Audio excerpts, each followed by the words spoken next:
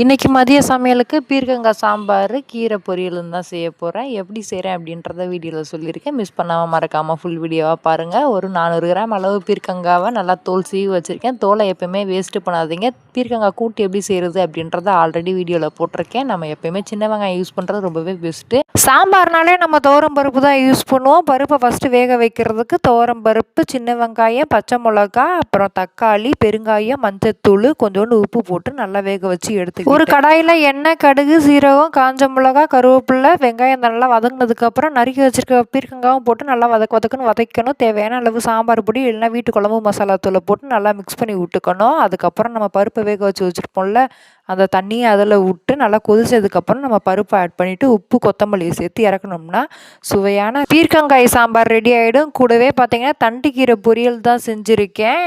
கீரை பொரியல் எப்படி செஞ்சேன்னு பார்த்தீங்கன்னா, ஒரு கடாயில் எண்ணெய், கடுகு, கொஞ்சோண்டு சீரகம், காஞ்ச மிளகா தேவையான அளவு போட்டு சின்ன வெங்காயம் நறுக்கி வச்சுருக்கிறதையும் போட்டுட்டு அது நல்லா கலர் சேஞ்ச் ஆனதுக்கப்புறம் இடித்து வச்சுருக்க பூண்டையும் போட்டுட்டு அப்புறம் பார்த்தீங்கன்னா நறுக்கி வச்சுருக்க கீரையும் அப்படியே போட்டுட்டு நம்ம தண்ணி நிறையா ஊற்றக்கூடாது. தேவையான அளவு தான் கொஞ்சமாக தண்ணியை ஊற்றிட்டு அதுக்கு வந்துட்டு கீரை பொரியல் அப்படின்னு பார்க்கும்போது நிறையா இருக்கும். ஆனால் பொரியல் செஞ்சோம்னா கொஞ்சமாக இருக்கும். அதனால் உப்பு வந்துட்டு கடைசியாக போடுறது ரொம்பவே பெஸ்ட்டுன்னு சொல்லி பீர்க்கங்காய் சாம்பார், கீரை பொரியல் தானே சொன்னேன். திடீர்னு என்னடா மீன் குழம்பு வந்துருச்சுன்னு தானே பார்க்குறீங்க. அது வந்துட்டு அக்கா கொடுத்தாங்க. சரி ஓகேன்னு சொல்லிட்டு அதையும் வச்சு ஒரு வீடியோ எடுத்தாச்சு. நிறையா நல்ல நல்ல சமையல் வீடியோஸும் போட்டிருக்கேன். கூடவே சேர்ந்து அந்த சமையலுக்கு அந்த பெனிஃபிட் இருக்குது அப்படின்னு சொல்லியிருக்கேன். நிறைய பேர் அதெல்லாம் ட்ரை பண்ணி பாருங்கள். உடம்பு ரொம்பவே ஆரோக்கியமாக பார்த்துக்கோங்க. அதுதான் இப்போதைக்கு இருக்க காலகட்டத்தில் ரொம்பவே இம்பார்ட்டன்ட். யார் வந்துட்டு மாத்திரை மருந்து இல்லாமல் நோய் நொடி இல்லாமல் இருக்காங்களோ அவங்களுக்கு தான் நிறைய செல்வம் இருக்கிறதா ஒரு அர்த்தம். முடிஞ்ச அளவுக்கு வீட்டிலேயே சமைச்சு சாப்பிடுங்க. அன்ஹெல்த்தி ஃபுட்டுலாம் சாப்பிடாதீங்க. நம்ம சேனலை ஃபஸ்ட் டைம் பார்க்குறீங்கன்னா ஒரு சப்ஸ்கிரைப் பண்ணிவிட்டு பார்த்தீங்கன்னா ரொம்பவே சப்போர்ட்டிவாக இருக்கும். அன்றாட சமைக்கிறத நான் அப்படியே வீடியோவாக எடுத்து போடுறேன். நீங்கள் இன்னும் நல்லதே சாப்பிட்டு நல்லபடியாக இருங்க. நெக்ஸ்ட் ஒரு நல்ல வீடியோவில் பார்க்கலாம். அது வரைக்கும் நம்ம சேனலை சப்ஸ்கிரைப் பண்ணி சப்போர்ட் பண்ணுங்கள். ரொம்பவே தேங்க்யூ. பாய்.